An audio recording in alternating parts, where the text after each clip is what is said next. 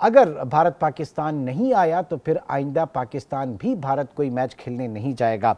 लेकिन इस दोनों तरफ जब हम देख रहे हैं कि सूरत हाल इतनी संगीन अगर इसे कहा जाए, तो इसमें जो जो ब्रॉडकास्टर्स हैं उनके ऊपर भी एक दबाव, और वो न सिर्फ ये दबाव इस वक्त दोनों जो क्रिकेट बोर्ड्स हैं उनके ऊपर भी डाल रहे हैं, और आईसीसी के ऊपर भी ये दबाव इस वक्त डाला जा रहा है कि जनाब ये इतना पैसा, अरबों की जो इन्वेस्टमेंट है उसको वो भी यकीनन ज़ाया नहीं होने दिया जाने देंगे। तो ऐसे में सूरत हाल क्या है, भारत के इस वक्त अहदाफ क्या हैं, उसकी हिकमत अमली क्या है और वे फॉरवर्ड क्या है, किस तरीके से इस चैम्पियनशिप को मुनक़िद, न सिर्फ इस चैम्पियनशिप को बल्कि दोनों मुल्कों के दरमियान जो कम अज़ कम खेलों के जो मामलात हैं उनको खेल के तौर पर ही लिया जाए, उनको उनके ऊपर सियासत ना की जाए। आज इन तमाम चीज़ों को हम डिस्कस करेंगे और हमारे साथ मौजूद हैं शाहिद हाशमी साहब जो कि स्पोर्ट्स एनालिस्ट हैं। शाहिद हाशमी साहब, बहुत शुक्रिया आपके वक्त का। और अब्दुल गफ्फार साहब ने भी हमें ज्वाइन किया, आप भी मारूफ स्पोर्ट्स एनालिस्ट हैं। गफ्फार साहब, आपका भी बहुत बहुत शुक्रिया। जी शाहिद साहब, ये फरमाइएगा कि इस वक्त शेड्यूल है 19 फरवरी 2025 से 9 मार्च 2025। पाकिस्तान न सिर्फ होस्ट है इस आईसीसी चैंपियनशिप का बल्कि डिफेंडिंग चैंपियन भी। ये रंग में भंग क्यों डाला इस वक्त भारत ने, उसके असल प्रॉब्लम क्या है भारत का? अगर वो सिर्फ लॉ एंड ऑर्डर के हवाले से बात करते हैं तो आप जानते हैं ऑस्ट्रेलिया, न्यूजीलैंड, इसके अलावा बांग्लादेश और इंग्लैंड, ये टीमें पाकिस्तान का कामयाब दौरा कर चुकी हैं और विद इन द पाकिस्तान मेरे ख्याल से 9 एडिशन हमने पीएसएल की भी बड़े सक्सेसफुली किए हैं। तो क्या मकसद क्या है इस वक्त भारत का? देखिए, भारत की पॉलिसी ये रही है कि no Pakistan, nothing with Pakistan, और ये पिछले 5-6 साल से बहुत ज़्यादा उन्होंने करना शुरू कर दिया। और जब चैंपियंस ट्रॉफी एलोकेट हुई थी सितंबर 2021 में पाकिस्तान को, उस वक्त से उनके किसी न किसी मिनिस्टर ने ये कहना शुरू कर दिया था। अक्सर वो अपने मीडिया से ये फ्लोट करवाते थे खबरें हैं कि भारत की टीम चैंपियंस ट्रॉफी के लिए नहीं जाएगी, लेकिन उन्होंने किसी भी आईसीसी बोर्ड मीटिंग में सितंबर 2021 के बाद से आज की तारीख तक 9 बोर्ड मीटिंग हो चुकी हैं आईसीसी की, उसमें कहीं पे भी उन्होंने हिंट नहीं दिया। वो हमेशा ये कहते थे कि ये इम्प्लाई कर लें आप कि हमारी शिरकत या पाकिस्तान जाना गवर्नमेंट की इजाज़त से मशरूत है। और उन्होंने पाकिस्तान को पिछले साल एशिया कप भी हाइब्रिड मॉडल कराने पर मजबूर किया। फिर पाकिस्तान की टीम ने अच्छा जेस्चर दिखाते हुए इंडिया गया, पाकिस्तान 2023 का ओडीआई वर्ल्ड कप खेला। उस वक्त तक पाकिस्तान को उम्मीद थी कि ये रेसिप्रोकेट करेंगे, ये बदले में हमारे पास भी आएंगे और हमारे यहाँ भी चैंपियंस ट्रॉफी खेलेंगे। लेकिन उन्होंने आईसीसी को ये बता दिया कि हम चैंपियंस ट्रॉफी खेलने पाकिस्तान अपनी टीम नहीं भेज सकते, इसलिए कि हमें गवर्नमेंट से क्लियरेंस नहीं मिली। और गवर्नमेंट का ज़ाहिर मकसद पॉलिटिक्स मिक्स करना है। वहाँ महाराष्ट्र में इलेक्शन हो रहे हैं 23 नवंबर से। मोदी साहब अपनी अक्सरियत इस इलेक्शन में काफ़ी कुछ खो चुके हैं, बड़े लाले पड़े थे उनकी गवर्नमेंट को कि वो सस्टेन कर भी पाएंगे, दोबारा उनको गवर्नमेंट मिलेगी भी या नहीं मिलेगी। लेकिन उन्हें इतनी मेजॉरिटी थी कि उन्होंने गवर्नमेंट बना ली। अब वो महाराष्ट्र में शिवसेना के अगेंस्ट हैं, कांग्रेस की भी वहाँ अच्छी पोजीशन है। तो 23 नवंबर से पहले वो ये कैसे कह देते कि हम अपनी टीम भेजने के लिए तैयार हैं? उनकी मकबूलियत, उनका वोट बैंक उन्हें खदशा था कम होगा, और यही एक सियासी वजह है, और ये सियासत के जरिए ही सही हो सकती है चीज़। यानी गफ्फार साहब, अब सूरत हाल आपके सामने है, आईसीसी का क्या इसमें किरदार होना चाहिए, क्या एक्सपेक्टेशन? क्योंकि सियासत की बात की तो नरेंद्र मोदी की काबीना के वज़ीर दाखिला अमित शाह और उनके साहबजादे जय शाह, जो कि इस वक्त बीसीसीआई के चेयरपर्सन हैं और आइंदा माह मेरे ख्याल से दिसंबर में वो आईसीसी के चेयरपर्सन भी बन जाएंगे, उसकी सदारत सरबराही भी वो संभाल लेंगे। तो पॉलिटिक्स तो इन्वॉल्व है। अब क्या इसको रीशेड्यूल होना चाहिए था, ये 25 नवंबर या महाराष्ट्र के जो इलेक्शंस हैं इनके बाद होना चाहिए था, या क्या है? क्योंकि ये तो पहले से ही पता थी सारी चीज़ें, ये तो उनके लिए भी एक बहुत बड़ा मसला होगा, क्योंकि वहाँ पे भी एंटी पाकिस्तान नैरेटिव ही बिकता है।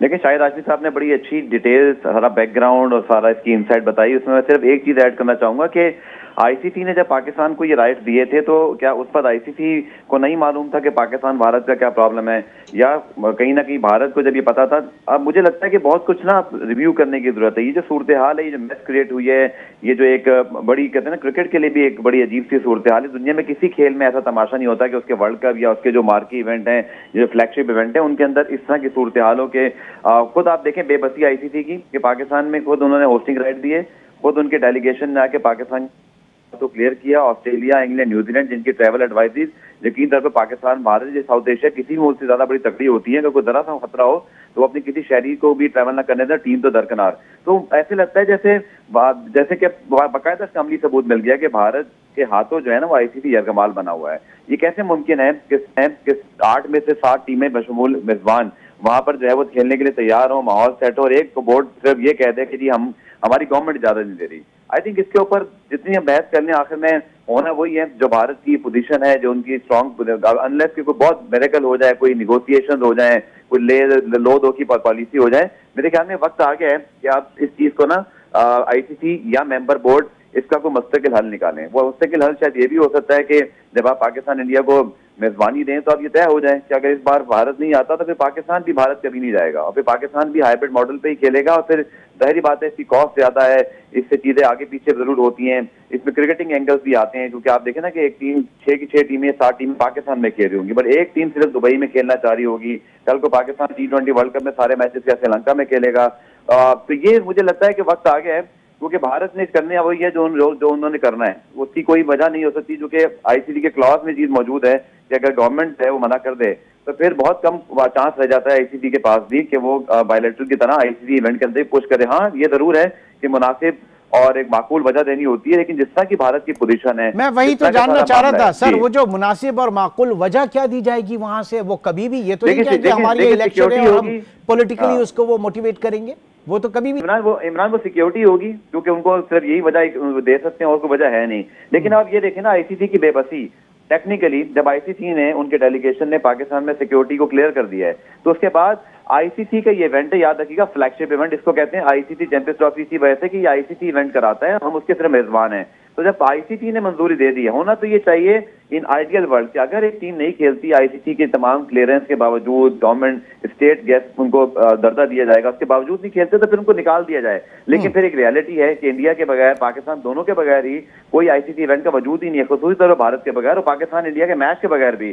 तो अब शाहिद हाशमी साहब भी मौजूद है, मुझे तो खुद ये कंफ्यूजन से समझ नहीं आ रही कि अगर हाइब्रिड भी होता है तो पाकिस्तान तो नहीं खेलना चाहेगा भारत से दुबई में, ना भारत पाकिस्तान से खेलना चाहता, तो बहुत खिचड़ी बनी हुई है। और 22-23 नवंबर को, इमरान ये भी याद रखिएगा, 22-23 नवंबर को तो 90 डे का काउंटडाउन शुरू हो जाता है, उसमें हर हाल में आपको ब्रॉडकास्टर को, कमर्शियल स्पॉन्सर्स को अनाउंसमेंट करके देनी है, वरना आपके इवेंट की डिवैल्यू शुरू हो जाती है। तो ICC इस पर शदीद जो है ना वो एक कंफ्यूजन और एक मसले में शिकार है, जिसकी बुनियादी वजह भारत की हटदर्मी है। ठीक, बहुत अच्छा आपने पूरे इस मामले को एक्सप्लेन किया शाहिद हाशमी साहब। अब ये बताइएगा कि किस तरीके से वे फॉरवर्ड क्या है, क्योंकि हम तो फिर बात की बात होगी ना कि हम किस तरीके से, हम भारत नहीं जाएंगे, बिल्कुल नहीं जाएंगे और जाना भी नहीं चाहिए। अगर उनकी हटदर्मी है तो हम भी जो एक हार्ड लाइन ले सकते हैं और लेना भी चाहिए।